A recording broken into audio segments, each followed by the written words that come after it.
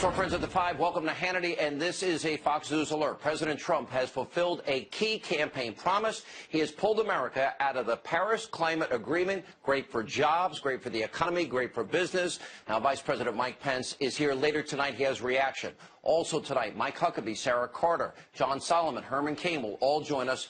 But first, there is a massive effort underway to silence conservatives in America. So tonight, it is time to fight fire with fire. We will expose the massive, huge double standard when it comes to liberals and free speech. And by the way, tonight we ask the question, where are the so-called champions of civil rights and freedom of speech on the left? Why aren't liberal commentators like Bill Maher and Steve Colbert, why aren't they speaking out defending freedom of speech? And by the way, why has not one liberal cable news host stood up for me and my right to freedom of speech and this whole effort to silence conservative voices? By the way, where's Lawrence O'Donnell, Don Lemon, Chris Hayes, Chris Matthews, Anderson Cooper? Where are you people? Tonight, we will display for you how ugly, vile, vicious the left is to the president, to conservatives in this country. It's so over the top. And that is tonight's extremely important opening monologue. All right, as we had now been highlighting right here on this show, there is a well-funded, highly organized, orchestrated left-wing effort to silence conservative voices. Now, I've only become the latest target of this left-wing smear machine. Now, thankfully, there's now a moment and a movement that is gaining traction and momentum, fighting back against all of these attacks and defending freedom of speech for conservatives. We're going to have a lot more of that in a few moments here tonight. But first, why aren't outspoken liberal commentators coming to the defense of conservatives? Why do they never come to the defense of conservatives? Now, I just mentioned there's not a single liberal cable host in America that I know of that has spoken out against the effort to get me fired. Not one. For example, there's people like Bill Maher. Well, they say they stand up for freedom of speech, and they have in the past. But why is he and why are others so eerily silent? In this case, nobody came to the defense of me, defending me and my rights here.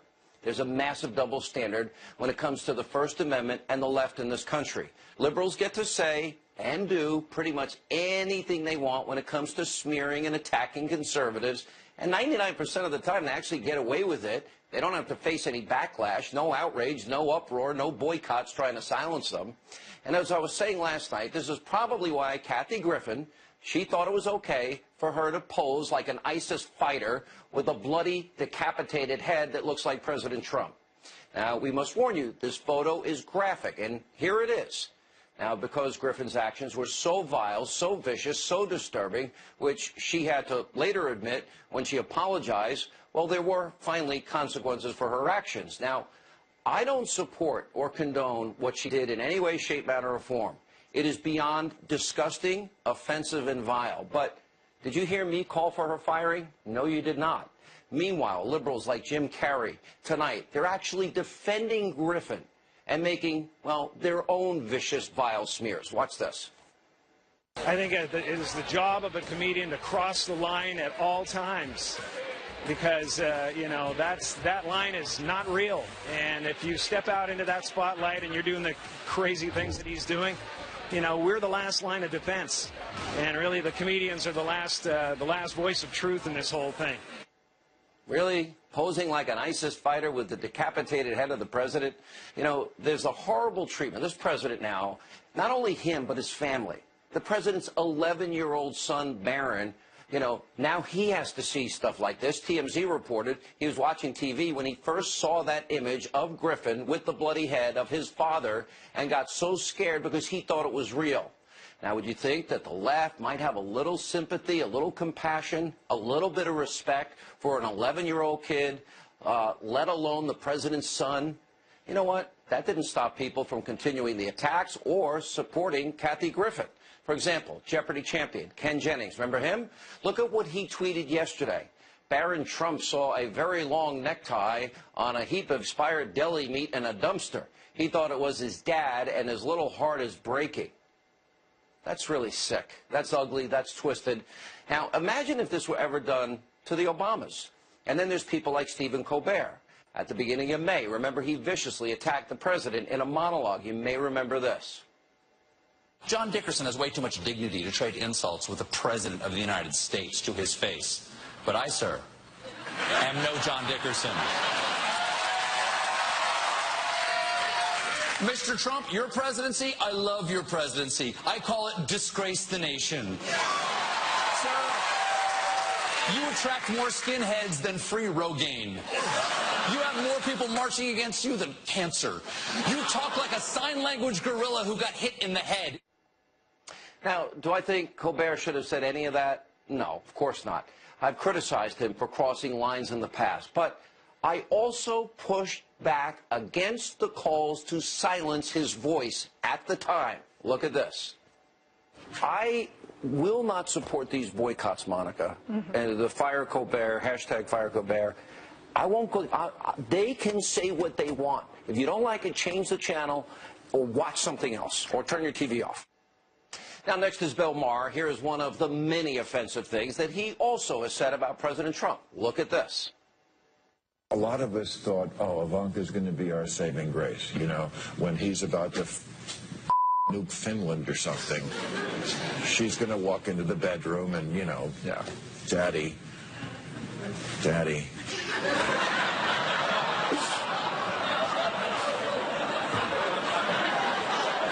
Don't do it, Daddy. You know, obviously beyond vulgar, beyond repulsive, and of course I criticized Maher at the time for saying it. But just like in the case of Stephen Colbert, I never said his voice should be silenced. I never supported a boycott. Don't believe me? Take a look. Let's go to the videotape. Maher can say what he wants. Do you agree with me these dangers exist if conservatives try and get these guys fired or boycotted?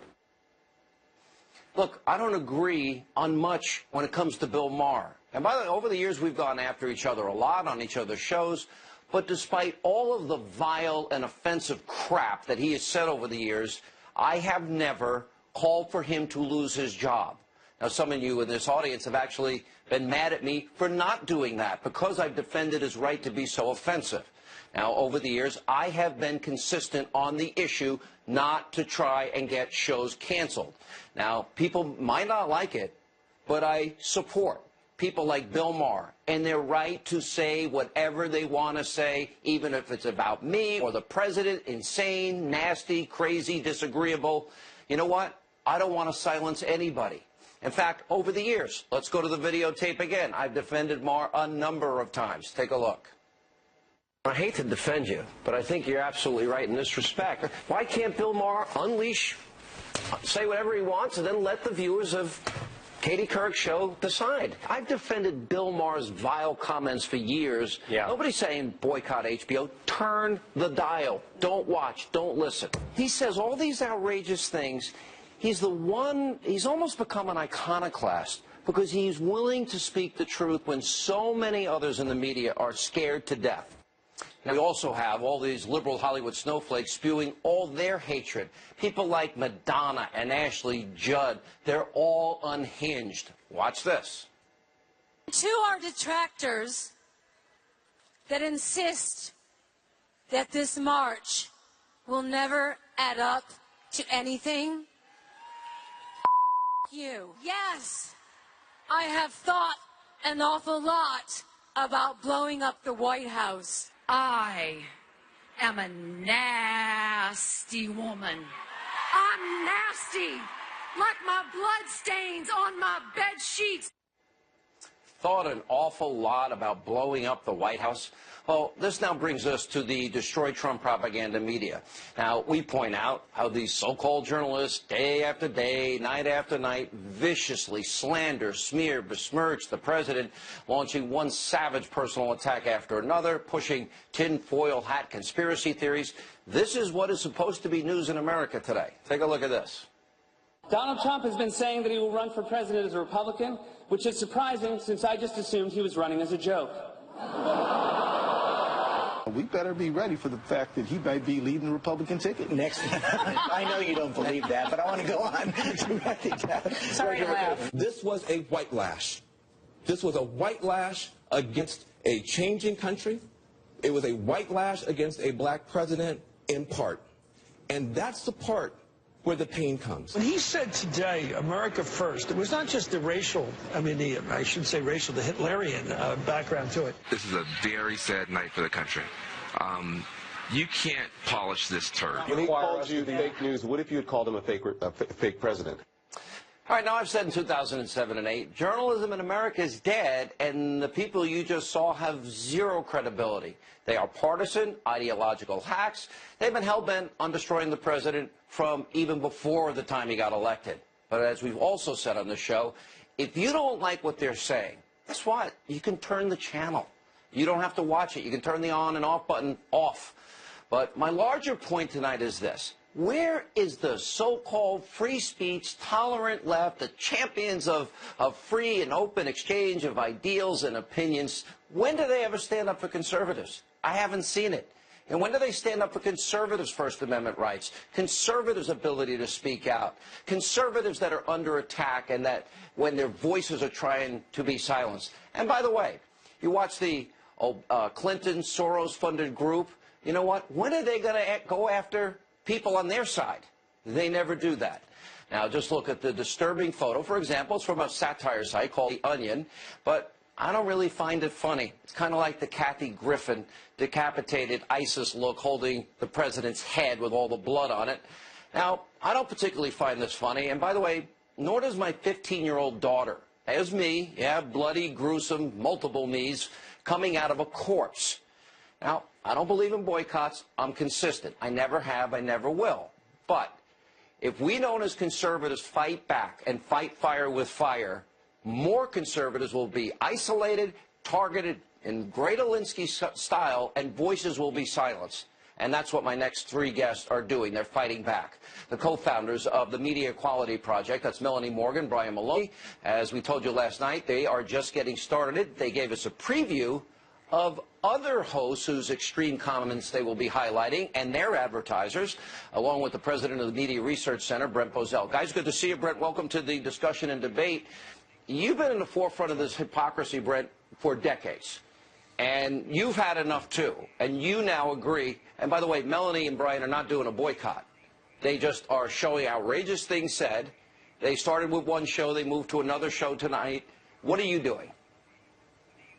Well, you know, first of all, you and I have disagreed on boycotts in the past, but you use the word consistent. You've always been consistent. The left has been utterly inconsistent and hypocritical because they don't believe in free speech. You know, where Kathy Griffin was concerned, people have asked the question, how did she not know she was crossing a line? This is because the left believes there is no line that you can cross. And where conservatives are concerned, there is no line for them whatsoever because they shouldn't be there. Now, what are we going to do? I think we've had enough. Sean, yeah, I think maybe we have to do a little bit of soul-searching ourselves to ask, why is it that we have left, the far left, get away with consistently calling us racist, homophobes, Nazis, everything else they can think of, and we haven't responded.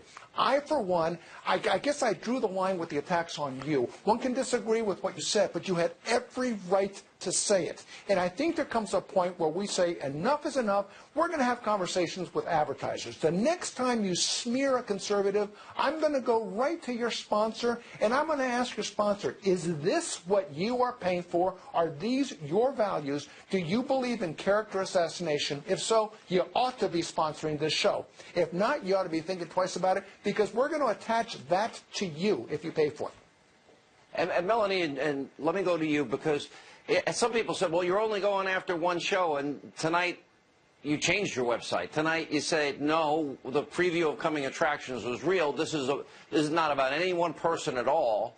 And people apparently have said, oh, you're only going after one person. That's not true. You're just exposing what they say and who's paying for it, correct? That's correct. And first of all, I'd just like to say thank you to the hundreds of thousands and millions of Sean Hannity supporters who have joined our guerrilla effort that's been underway since April 26th with my friend Brian Maloney and myself.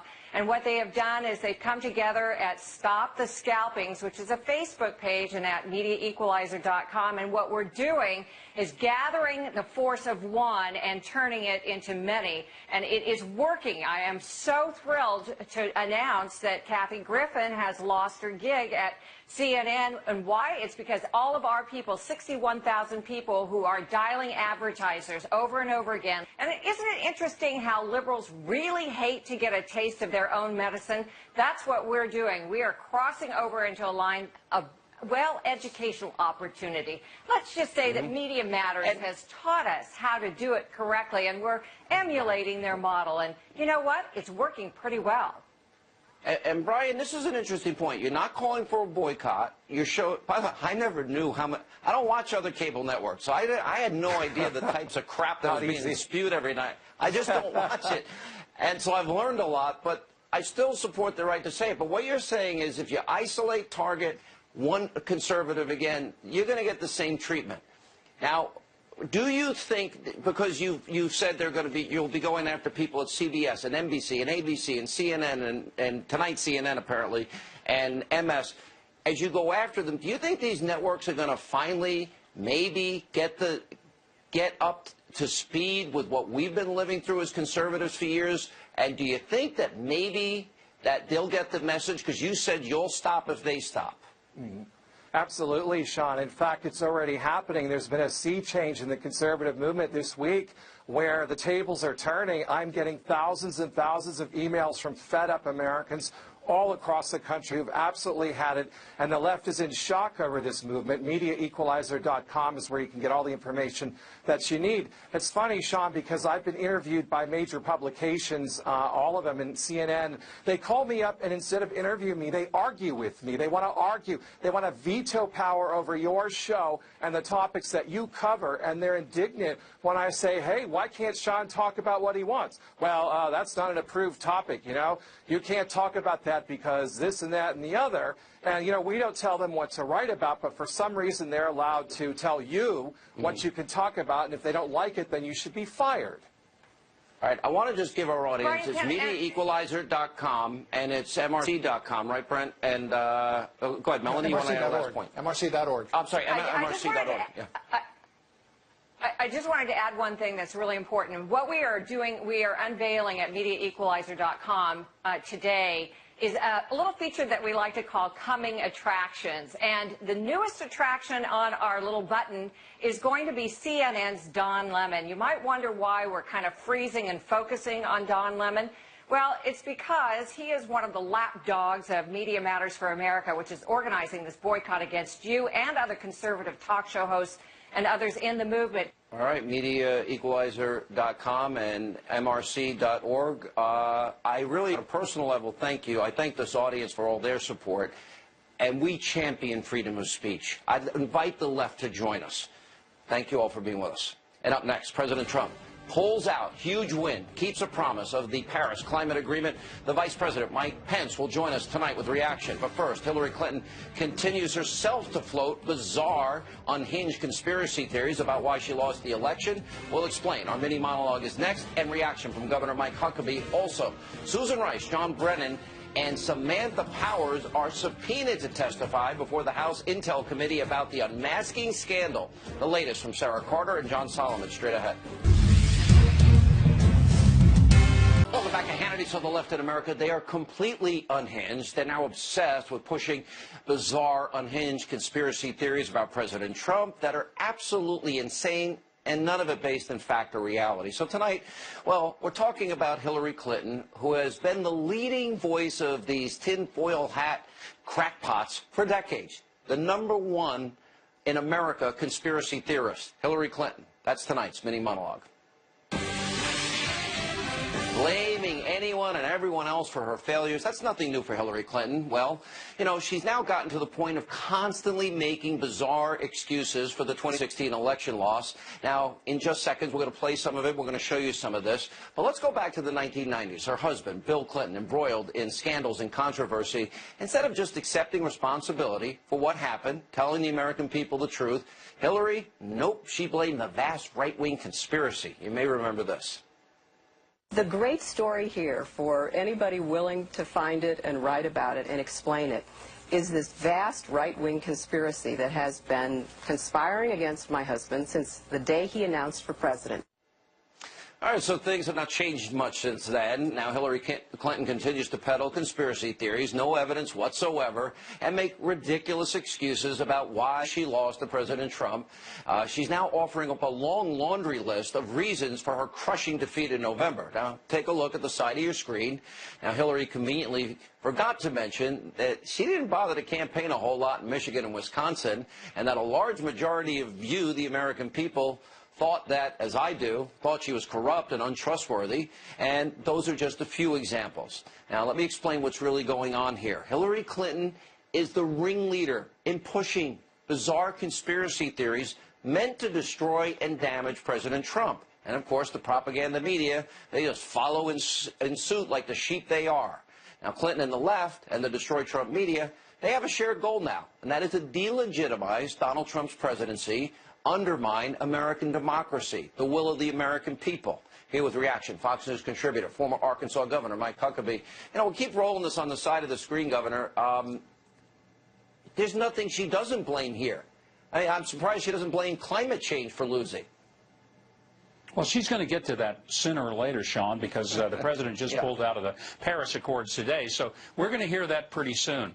I've known the Clintons a long time. I've never known ever for Hillary to just walk to the microphone and say, you know what, the reason something didn't work is because I failed, because I didn't do it right. Even in the book Shattered, it was very obvious that even her husband tried to tell her that the polls were not accurate, that they needed to go campaign in some of these Rust Belt states, but they didn't listen. And now she's blaming Jim Comey, she's blaming the Russians, she's blaming anybody and everybody. She's blaming the DNC, which has not really made her a darling of them, and they're pretty angry about it. But she's never just said, you know, ultimately the candidate is responsible for winning or losing. And as somebody who's been in elections, the number one thing you got to do is just suck it up and say, it's me. That's why we lost. Governor, and sometimes it's the moment, sometimes there's different conditions, environments, but you always, at the end of the day, you got to take responsibility. You know, you're watching these attacks on the president. I think they're unprecedented. You're watching the bizarre Russia-Trump conspiracy, and every night we play Clapper and Comey and Rogers and Maxine Waters and Dianne Feinstein and Joe Manchin saying there's no evidence of collusion. Months and months and hundreds of hours of coverage. Is this distracting the president, his team, from being able to do their job? Are they trying to do that?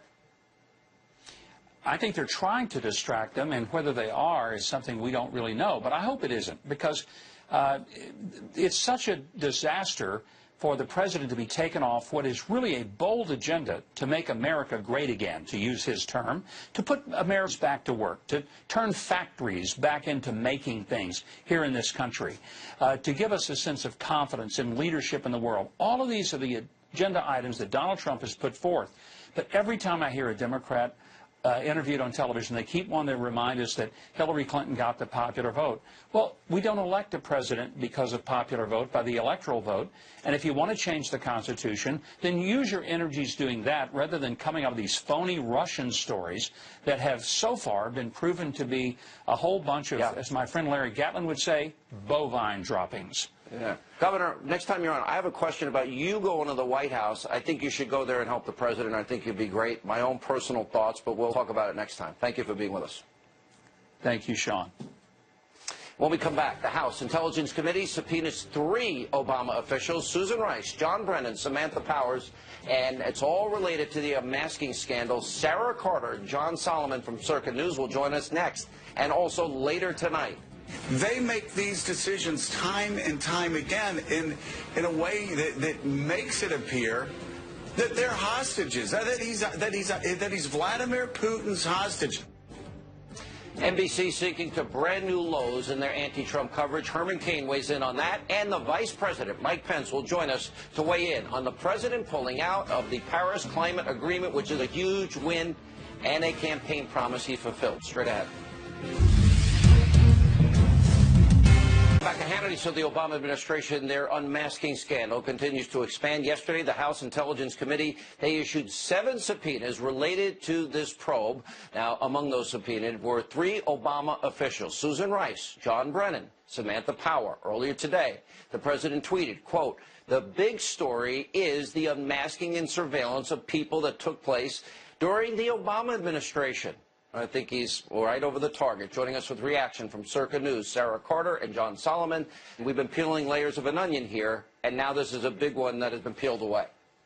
What we wanted to do was, follow the facts, follow the documentation. And I think what the House Intelligence Committee is doing the same thing. They're looking at what were they unmasking and why? Was this all related to necessary foreign intelligence surveillance, need to know, or were they unmasking other people? This is what we don't know yet. What we suspect is that other people were being unmasked, and that came around in hints from the former chairman, well, he was still the chairman, but he, head of the committee, Devin Nunes, who spoke a little bit about that, Peter King and others who've had some knowledge of what is in those documents. And I think that's what's so important here. What were they unmasking and why? And those are the answers that we need in order to understand the gravity of this. And we've got to also put this in context, John, because this is all part of your reporting as well, is that this is seen now through the prism of an election cycle, 2015 and 16. And the big question, of course, was real legitimate surveillance being used as a ruse to spy on Americans and get intelligence about the Trump campaign, about members of Congress. And you see such an increased use of this surveillance unmasking that it raises serious issues in your mind about whether or not spying on Americans and political opponents occurred. Am I interpreting that right? Yeah, I think everyone that we've talked to says that the numbers are large enough now to result in a real legitimate question of why do we need this much unmasking of Americans? Now, in the case of Samantha Power, there's still some things we need to learn. A person is defined as a U.S. person if they're in the U.S. at the time that they're intercepted legally. And so it's possible that a U.N. ambassador was intercepted by the NSA and Susan Power needed to know what that U.N. ambassador was saying. But if it isn't something like that, everyone I talked to today can't fathom another reason that Samantha Power would need to be looking at unmasked American intelligence. And I think that's why the committee did this. What was the percentage increase? What was the percentage increase? Well, the searching, the number of times that we searched for Americans' names in the database increased by 300% between 2013 and 2016. That's really dramatic. How much unmasking? We really don't know that because we only have a couple of years of data, so we don't have the same data points. And on top of that, the one crime we know committed, Sarah, was the leaking of intelligence in the case of General Flynn, so it even gets worse. Yes, it does, and I think that's the big concern here. You got to think about this. General Flynn's name itself was classified. That was a classified name that should have never been leaked. And the conversation that was unmasked realized that only very few people had access to that. So it won't be difficult, according to the sources that I've been speaking to kind of narrow that down and find out who had access to his name and who had the possible motive to leak it. So that's an absolute possibility. I think another thing, and John brought this up very clearly, was about Susan Powers. But I can say from sources that I've been speaking to, that was a huge surprise and a great concern. Because one of the things is nobody would ever think Susan Powers would be unmasking people. And there has to be some reason for them to subpoena her. There has to be a reason of concern. And remember when John Brennan was asked the question by Trey Gowdy, he asked him directly. Yeah, well, he asked Trey Gowdy, actually asked John Brennan, do you know of any U.S. ambassadors who unmasked people? And at that point, Brennan actually, there was a momentary pause, and then he finally said, I don't know, and then he said, well, it does ring a bell. So there's a lot of concern. It rings a bell. It rings a bell. All right, guys. I got to run, but I will say this. This is going to be, I think, one of the biggest scandals in history. And it's just taking time to get to the truth, and it's amazing how the rest of the media ignores it. Great investigative work again. Sarah, John, thank you. We appreciate it. And up next on this busy breaking news night tonight on Hannity. You said it's like... What did I say? It's like... like a kid pooping their pants and then saying, I meant to do that.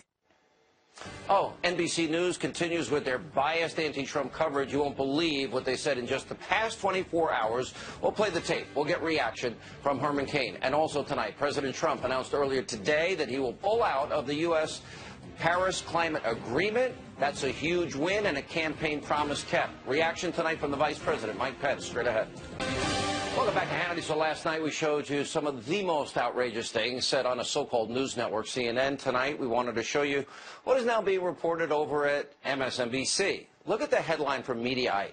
Joe Scarborough compares Donald Trump to a kid pooping his pants. Really, Joe? Really, Joe? Take a look.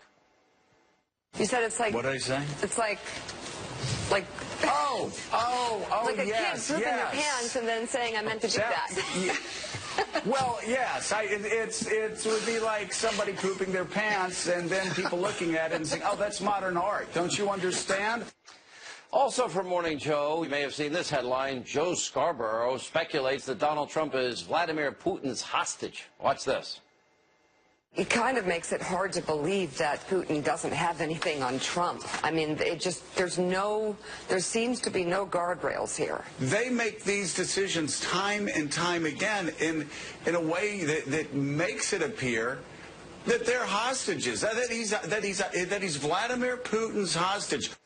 All right, joining us now, former presidential candidate, Fox News contributor Herman Cain. You know, Herman, look, Joe Scarborough is one of the lowest rated shows ever in cable. Always has and always will. He's always had delusions of grandeur. A, he could work at Fox and beg for jobs here, and B, that he'd be the president. He's really just an arrogant, pompous jackass, and always has been. But when you treat the presidency the way he and his fiancée Mika are treating it, what is your reaction? It seems to me that this is so below the belt, but it's like the constant refrain over there. They have taken it to a new low. They have no evidence. They have no facts. They have no message. So that all adds up to they have no class, and they have lost all of their integrity to those people who know what the facts are. It's absolutely a disgrace, and they are deceiving the few viewers that they have left. If they continue this non-classy attack on the president and his administration and everything he does, despite the list of great accomplishments so far, their integrity is going to cause even more and more people to simply turn the channel, as you have indicated they should do if they don't like this. Listen, I guess, I mean, the whole channel over there has become the conspiracy theory channel. You know, you have the History Channel, you have the American Heroes Channel, you have the Fox News Channel, you have ESPN, then you have the Conspiracy News Channel. And it's almost like, as I watch over there occasionally, or I read about what they say, is like they want the president to fail. They want impeachment. They want him. They want to take him out. And that's pretty dangerous for the country from my perspective. What's yours? The same thing. They have given a double meaning to TDS. It is not only Trump derangement syndrome, it's Trump denial syndrome. It's both of those to them. And unfortunately, they don't even realize how off target they are. You take something as bold as pulling out of the Paris Climate Agreement with logical reasons, and they twist it to say he's all wrong. That shows that they are using no logic for their criticism and for their crassness when it comes to this president and his administration. I believe that their viewership is going to continue to go down because, as I've said many times, Sean, on your show and others, the American people are not stupid. And they are basically talking as if the American people are stupid. And we are not. Even some of the most ardent critics of the president are seeing through this smoke. All right. Herman Cain, always a pleasure. Thank you, sir. And coming up, President Trump, this is a huge win for him, a campaign promise kept. He's pulled the U.S. out of the Paris Climate Agreement. Thank God. Up next, we get reaction. The Vice President of the United States, Mike Pence, will join us. In order to fulfill my solemn duty to protect America and its citizens, the United States will withdraw from the Paris climate accord, but begin negotiations to re-enter either the Paris Accord or in really entirely new transaction on terms that are fair to the United States, its businesses, its workers, its people, its taxpayers. We will start to negotiate, and we will see if we can make a deal that's fair. And if we can, that's great. And if we can't, that's fine.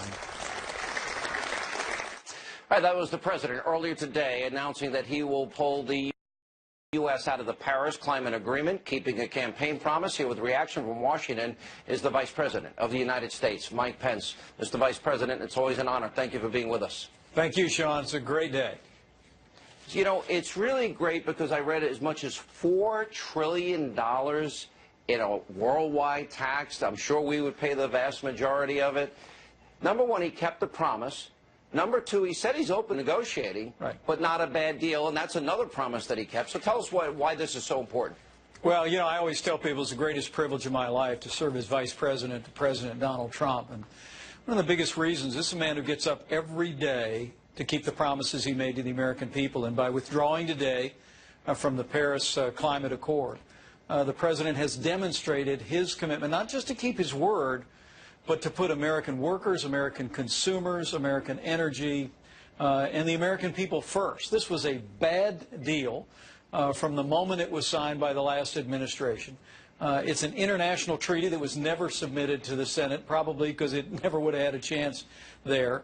This is an agreement that puts an enormous burden on American consumers, on the American economy, while allowing countries like India and China to virtually get off scot-free for a decade or more. And the President today, after listening to all sides, after listening to European leaders last week, made a decision to fulfill his word to the American people, to get out of the Paris Accord, but also to leave the door open to the possibility of negotiating a completely new deal or going back into the agreement under terms that will put the American economy and the American people first. I think, well, I've actually been really fighting for my career lately, so I've been a little busy with other topics, but I think this is really the only show in America that has listed the president's accomplishments. And I noticed when he was in the Rose Garden today that he went through part of that list that never seems to get reported. What are you most proud of, and what do you see coming? Because I'm a little worried about the time frame, the legislative calendar, about getting a lot of these things done before the end of the year. Well, the President recounted many of the accomplishments. I tried to do the same in my introduction of the President today. But when you look through the list, you know, there's a reason why the Dow closed at a record level today. There's a reason why the month of May we just found out 250,000 new jobs have been created. This economy over 1 million now. It's remarkable, Sean. As I travel around the country, the confidence, the enthusiasm, I tell, you know, people from the shop room floor to the boardrooms in this country know that they've got someone in the Oval Office who gets up every day and is fighting for them and fighting for American free enterprise and for jobs for the American people. But the list is kind of hard to go through in a short period of time. 14 different bills that rolled back Obama-era regulations that would have cost our economy, you know, more than $18 billion a year. The confirmation in record time since the 19th century of a Supreme Court justice who is committed to the rule of law and to constitutional principles and to hold back the administrative state. You look at a commitment to repeal and replace Obamacare, the way he's driving forward on tax relief, tax reform. And the American people get it all the way through the decision today to withdraw from the Paris Climate Accord. This is a president who is fighting for the American people, fighting for American jobs. And I think the results, whether it be in those jobs numbers, whether it be in the confidence that you see in businesses and even in our stock market, all speak for itself. America is back because they have a president in President Donald Trump who's fighting every day for them. All right, Mr. Vice President, you've been gracious enough. We're going to air part 2 of our interview with you tomorrow night on the program, and we appreciate it. Well, we'll ask you about the unprecedented attacks against the president, the administration, his family, and more. But when we come back, we need your help. A very important question of the day, straight ahead.